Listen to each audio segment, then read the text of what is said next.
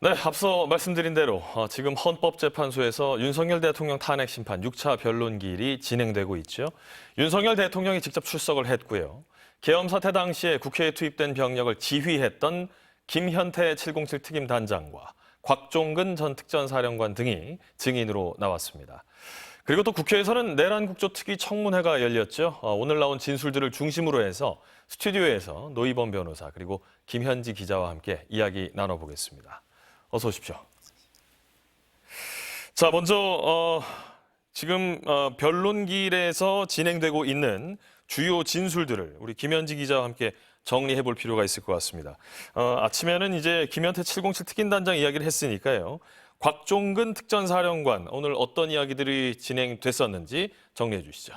네, 아무래도 이제 의원들을 끌어내라라고 윤 대통령이 지시를 했냐 이런 부분들 중점으로 이제 증인 신문이 진행이 됐는데요. 예. 곽 전 사령관은 윤 대통령으로부터 끌어내라는 지시를 직접 받았다라고 진술을 했습니다. 예. 네, 문을 부수고서라도 들어가라, 이제 안에 있는 인원들을 끌어내라 이렇게 대통령이 지시를 했다는 건데요. 이제 곽 전 사령관은 인원을 끄집어내라라고 들었다고 말을 함과 동시에 정황상 국회의원으로 이해를 했다. 왜냐하면 그때 상황이 의결 정족수가 채워지지 않았다. 이제 안에 있는 인원들을 끌어내라라고 지시를 했기 때문에 그렇게 이해를 했다라고 진술을 했고요. 예. 그리고 이제 군의 철수 지시가 없었다. 이제 김용현 전 장관이나 윤 대통령으로부터 이제 국회에 투입된 군을 철수해라라는 지시를 받지 못했다라고 진술을 했고요. 그다음에 이제 김용현 전 장관으로부터 선관위에 군을 다시 투입을 해라라는 지시를 받았는데 그렇게 하지 않았다라고 진술을 했습니다. 예. 오전에도 저희가 계속 이야기 나눴습니다만 요원, 의원, 이 용어에 대한 부분들, 헌재가 어떻게 들었을지 굉장히 또 귀추가 주목되는 부분 아니겠습니까? 이 부분에 대해서 곽종근 특전사령관이 진술을 어떻게 했는지 다시 한번 들어볼까요? 네, 이 부분은 이제 윤석열 대통령 측 대리인단도 많이 질문을 했는데요. 예.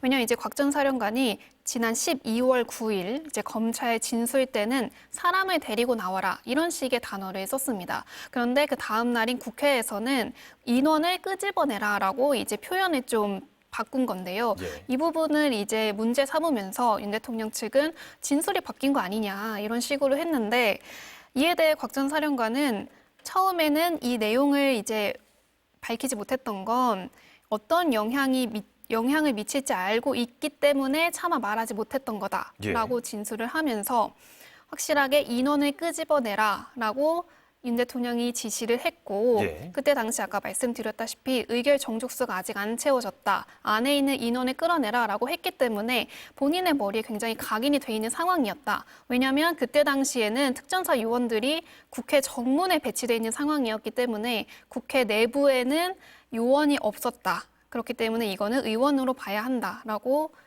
재차 강조를 했습니다. 그렇습니다.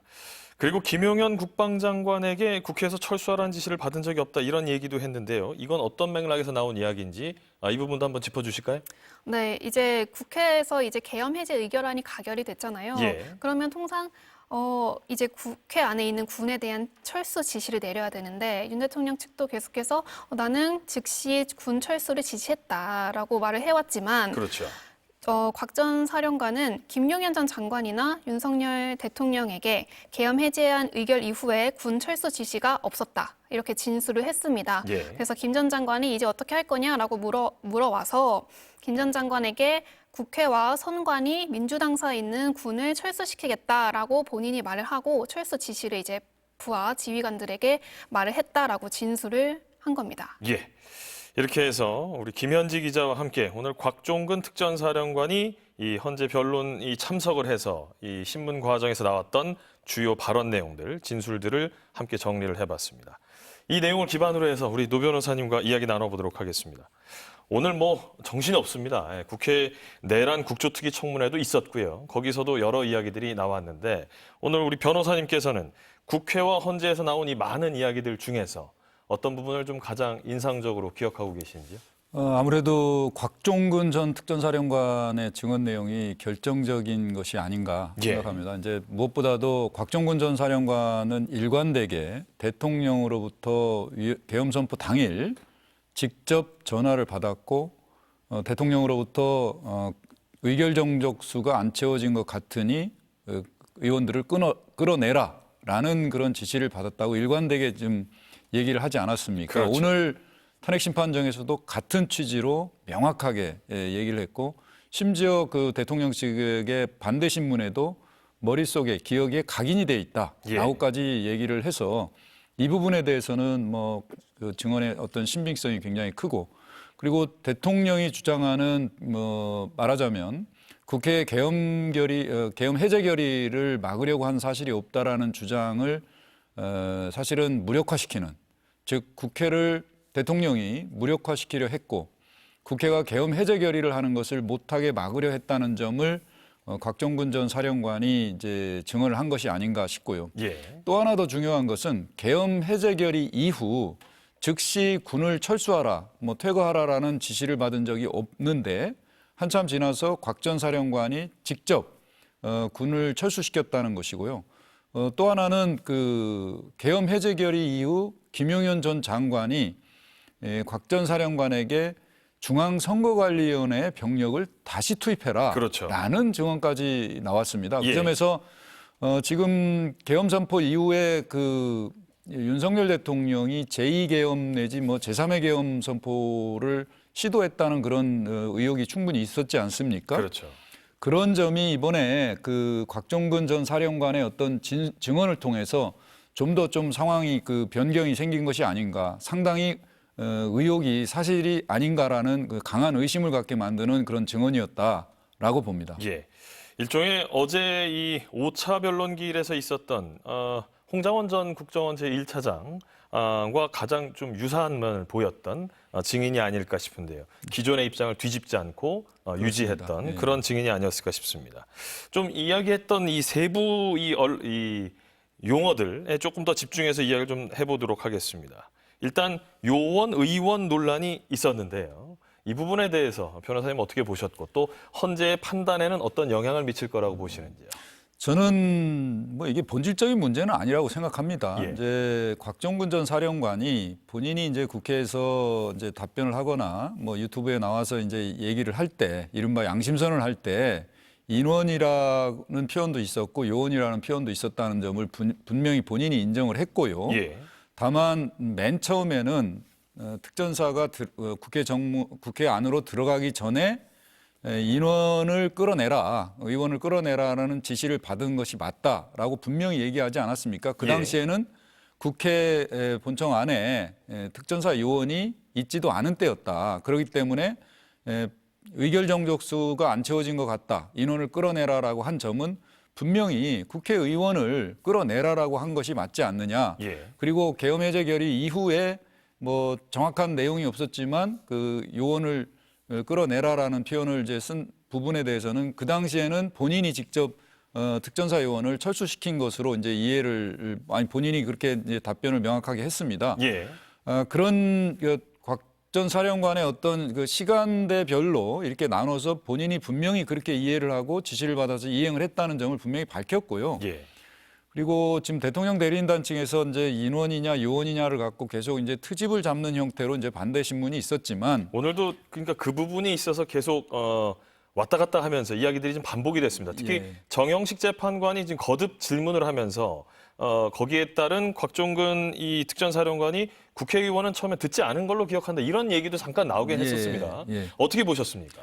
저는 뭐 정영식 재판관이 물어본 부분은 뭐 대통령으로부터 직접 국회의원을 끌어내라라는 얘기를 들었냐에 대해서 예. 국회의원이라고 듣지는 않은 것 같고 인원을 끌어내라라고 들었다라고 이제 곽종근 전 사령관이 얘기를 했는데요. 예. 맥락상으로는 뭐 대통령이 당시 그 곽종근 전 사령관에 얘기했던 것은 150명이라는 의결 정족수가 채워지지 않은 상태에서 인원을 끌어내라라고 한다는 것은 결국 국회의원을 끌어내라는 것이 아니냐라고 충분히 이해할 수 있다. 예. 그래서 그게 중요한 것은 아니지 않느냐. 누가 봐도 뭐 국회의원이라는 표현을 안 썼지만 당연히 국회의원을 끌어내라라는 것이기 때문에 그게 뭐 이 어떤 사실관계를 뭐 번복하거나 달리 해석할 수 있는 여지는 없다라고 예. 저는 생각이 됩니다. 그렇군요.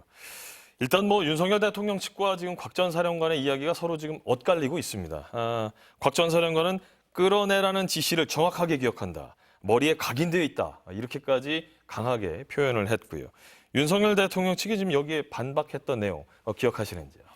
그 주로 이제 대통령도 이제 증인신문이 끝나고 나서 예. 뭐 탄핵의 어떤 공작이 있는 것이다. 즉 뭐 홍장원 전 차장과 곽종근 사령관의 어떤 국회에서의 어떤 답변 이후에 탄핵에 대한 공작이다. 그리고 대통령 스스로 당시 사령관들에게 전화를 했던 것은 텔레비전을 보면서 국회가 사람들이 많이 모여서 안전을 위해서, 안전 확보를 위해서 전화를 했다라고 이제 얘기를 하고 있는데요. 예. 과연 대통령이 지금 통화한 사실은 이미 밝혀졌기 때문에 대통령이 그런 얘기를 하고 있지만 과연 대통령의 어떤 주장 내용이 과연 맞을까라는 뭐 객관적인 상황하고는 전혀 맞지 않는다. 대통령이 안전을 위해서 곽 전 사령관한테 전화를 했으면 예. 그 특전사 요원들이 유리창을 깨고 그렇게 국회 본청 안으로까지 침투할 이유가 있었겠는가? 그건 대통령의 어떤 주장 내용하고 곽 전 사령관이나 김현태 단장의 어떤 내용하고는 전혀 맞지 않는다. 그런 점에서 오늘 곽 전 사령관의 증언이나 김현태 단장의 어떤 증언 내용은 탄핵 소추 사유의 어떤 사실관계를 증명하는 상당히 중요한 어쩌면 결정적인 그런 증언이 되지 않았나 이렇게 평가가 됩니다. 예. 끌어내라는 지시를 정확하게 기억한다. 뭐 이런 발언뿐만 아니라 앞서서 김현지 기자하고도 이야기를 나눴습니다만 김용현 국방장관에게 국회에서 철수하라는 지시를 받은 적이 없다. 이런 발언도 했습니다. 지금 세부 발언에 좀 집중해서 이야기를 하는 이유.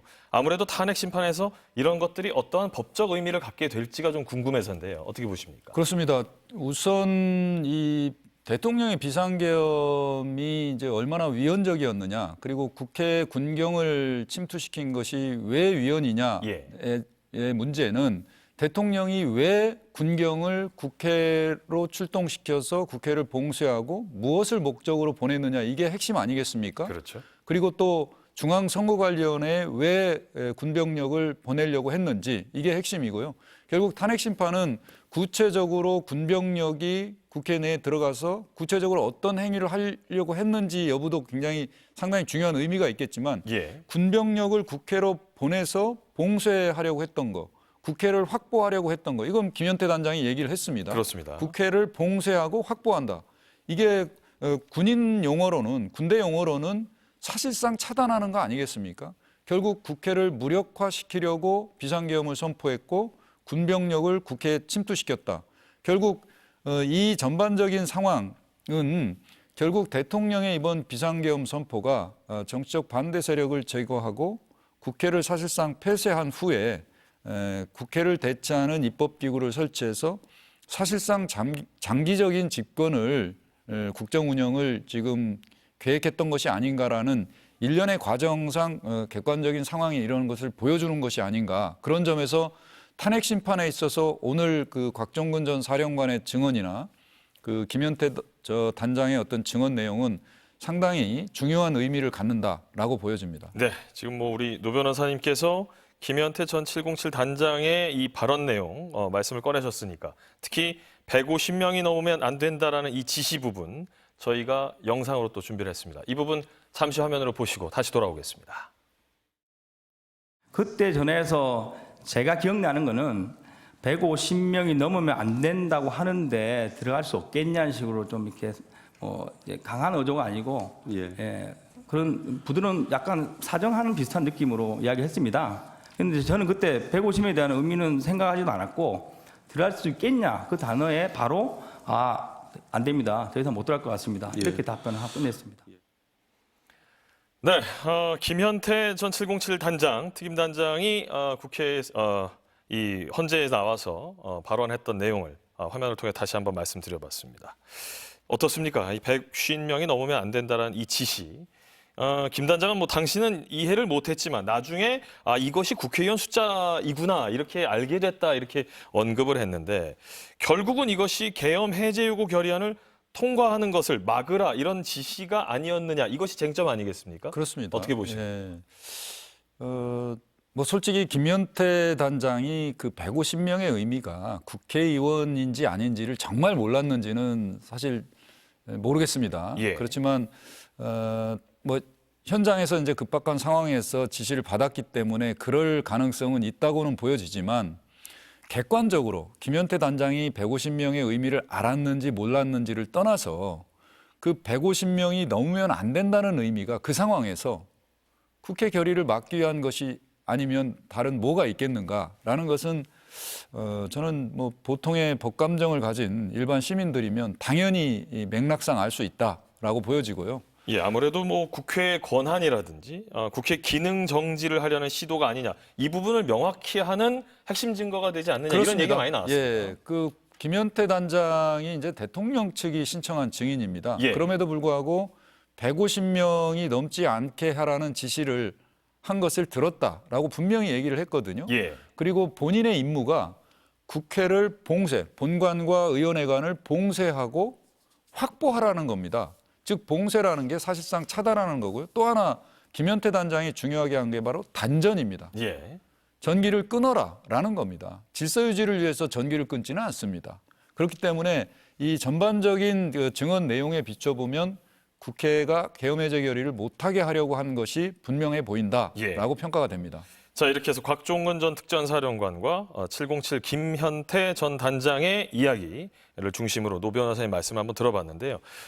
윤석열 대통령 측의 입장 얘기도 좀 해봐야 될 것 같습니다. 증인신문 후에 윤석열 대통령이 발언을 하도록 했습니다. 어떤 내용의 이야기들이 나왔었는지요?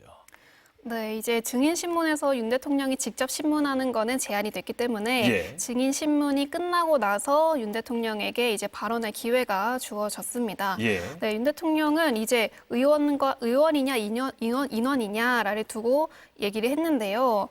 이제 자기가 의원을 이해해서 하는 것이지 제가 그 의원이라는 단어는 그러니까 제가라는 거는 이제 곽 전 사령관을 말하는 건데요. 곽 전 사령관이 스스로 의원이라고 이해를 한 거지. 예.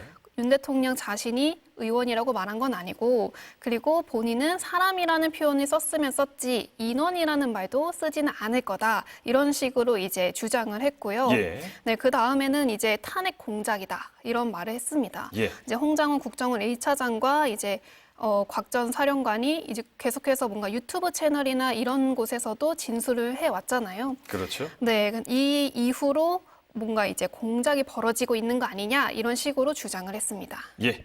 자, 이렇게 해서 6차 변론길이 지금 현재 진행이 되고 있는데 향후 남아있는 일정 마지막으로 한번 들어보겠습니다. 네, 4시 반쯤부터 이제 박춘석 경제수석에 대한 증인 신문이 이뤄지고 있는데요. 예. 윤석열 대통령 측이 이제 신청한 증인이다 보니 윤 대통령 측에서 지금 질문을 먼저 시작을 했고요. 대부분 예산 관련해서 이제 질문이 이뤄졌습니다. 예. 왜냐하면 이제 윤 대통령이 비상계엄을 선포한 이유가 야당의 이제 무리한 예산 삭감이기 때문에 그 부분을 중점으로 얼마나 그 규모가 어느 정도였는지를 지속적으로 좀 중점적으로 살펴본 상황입니다. 그렇습니다. 스튜디오에서 노희범 변호사 그리고 김현지 기자와 이야기 나눠봤습니다. 수고 많으셨습니다.